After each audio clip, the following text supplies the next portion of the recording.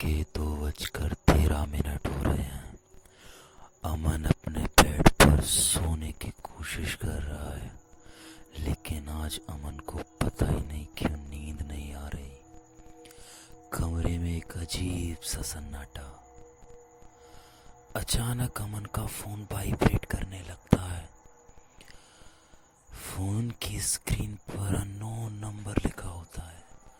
अमन phone को ignore करता है, लेकिन जैसे वाइब्रेशन रुकने का नाम नहीं ले रही हो, फोन लगातार बजता है, जैसे कोई जिद कर रहा हो। अमन कॉल उठा लेता है, लेकिन दूसरी तरफ बिल्कुल शांति होती है। फिर बहुत देर से दूसरी तरफ से आवाज आती है, गले से टूटी हुई और गंदी आवाज। अमन से कहती है, अमन ठंड लग रही है, और कॉल कट जाता है। उसी रात अमन के कमरे का पंखा बंद हो जाता है और कमरे का तापमान अचानक गिरने लगता है। कमरे में इतनी ठंड हो जाती है, अमन की सांसें जमने लगती हैं। अमन अचानक खड़ा होता है बेड से। अमन के खड़े होने के साथ ही कमरे का तापमान बिल्कुल सामान्य हो जाता है। अमन जाता है और पानी का गिलास लेता है, लेकिन जब वो वापस आ रहा होता है तो शीशे में खुद को देखता है, लेकिन उसकी परछाई शीशे में थोड़ा लेट मूव करती है। जैसे अगर अमन जा रहा है तो परछाई थोड़ा लेट वहां से जाएगी। अमन ये सब देखकर बहुत डर जाता है और अमन का फोन फिर से बज उठता है। इस बार अमन स्पीकर ऑन करता है। फी के टपकने की आवाज, टिप टिप टिप। फिर आवाज आती है, अमन तुम वहीं खड़े हो जहां मैं मरा था। अमन पीछे मुड़कर देखता है। उसका कमरा वैसा ही है, लेकिन उसे लगता है जैसे दीवारों पर नमी बढ़ गई हो, दीवारों में सीलन आ गई हो। अमन जैसे तैसे करके वो रात तो निकाल लेता है, लेकिन जब सुबह जागता है तो अमन के हाथ पर छोटे छोटे नीले निशान, जैसे कोई उसकी खाल को अंदर से पकड़कर खींच रहा हो। उसकी नब्ज कभी तेज हो जाती है, कभी अचानक ऐसा लगता है जैसे कि उसकी नब्ज रुक गई हो। अमन अपना फोन खोलता है और गैलरी ओपन करता है। अमन अपनी गैलरी को ओपन करने के बाद देखता है एक नई फोटो उसकी गैलरी में पड़ी हुई है। वो खुद उस फोटो को ओपन करके जब देखता है तो वो खुद ही उस कमरे में खड़ा है, लेकिन पीछे एक परछाई खड़ी है। लेकिन ताज्जुब की बात तो ये है कि वो फोटो खींची किसने थी। आज की रात फिर से 2:13 हो रहे हैं। अमन का फोन बजता है, लेकिन अमन फोन को देखता तक नहीं। अमन का फोन दोबारा बजता है। अमन इस बार फोन को उठाता है और स्क्रीन पर नाम लिखा होता है, अमन। अमन डरते हुए कांपते हाथों से कॉल उठाता है।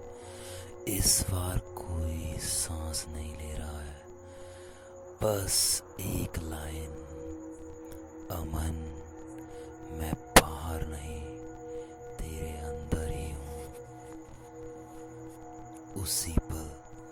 उसके कमरे का दरवाजा धीरे धीरे बंद होने लगता है अपने आप। लाइट कभी चालू होती है, कभी बंद होती है, और उसकी परछाई जैसे दीवार से अलग होकर चलने लगती है। अमन ये सब देखता है और जोर से चिल्लाता है और चिल्लाकर अपना फोन फेंक देता है, लेकिन फोन अपने आप स्लाइड होकर वापस उसके पास आ जाता है। स्क्रीन अपने आप ऑन, वीडियो प्ले होती है। अमन खुद कैमरे में बोल रहा है, लेकिन वो वर्जन सड़ा हुआ है, जैसे अमन की खाल सड़ गई हो। अगर तुम ये देख रहे हो अमन, तो तुम वही गलती कर चुके हो। तुमने कॉल उठा लिया, अब तुम बच नहीं सकते। फोन पर लोकेशन। इस बार अमन मजबूरी में उसी लोकेशन पर जाता है। लोकेशन एक पुराना पानी भरा बेसमेंट था। उसमें एक अजीब सी गंध थी और उसका तापमान भी ठंडा था। अमन जैसे ही उसके अंदर घुसता है, अमन के घुटनों तक पानी होता है। अंधेरा हुप होता है बिल्कुल। ठंडी हवा अमन के कान के पास से गुजरती है। अचानक उसे पानी में कुछ तैरता हुआ दिखता है। अमन जैसे ही देखता है, वो अमन की खुद की ही लाश होती है। आधी डूबी हुई, आंखें खुली हुई, खाल पूरी तरीके से फटी हुई। अमन का फोन बजता है। अमन कांपते हुए फोन उठाता है। आवाज सब बिल्कुल मरी हुई। अब तुम समझ गए अमन, तुम उस रात यहाँ डूब गए थे और अब तुम बस उसी पल को रिपीट कर रहे हो। अचानक पानी खुद ब खुद हिलने लगता है, जैसे कोई नीचे खींच रहा हो। अमन नीचे देखता है, उसके पैरों को किसी ने पकड़ रखा है और उसके पैरों को उसकी ही लाश ने पकड़ रखा था। अमन जोर से चिल्लाता है और भागता है। भागते हुए अमन उसी पानी में गिर जाता है। अचानक सब अंधेरा ही अंधेरा हो जाता है। एक सुबह एक नया लड़का रात को 2:13 पर फोन वाइब्रेशन। वो लड़का कॉल देखता है और उठाता है। दूसरी तरफ वही ठंडी आवाज।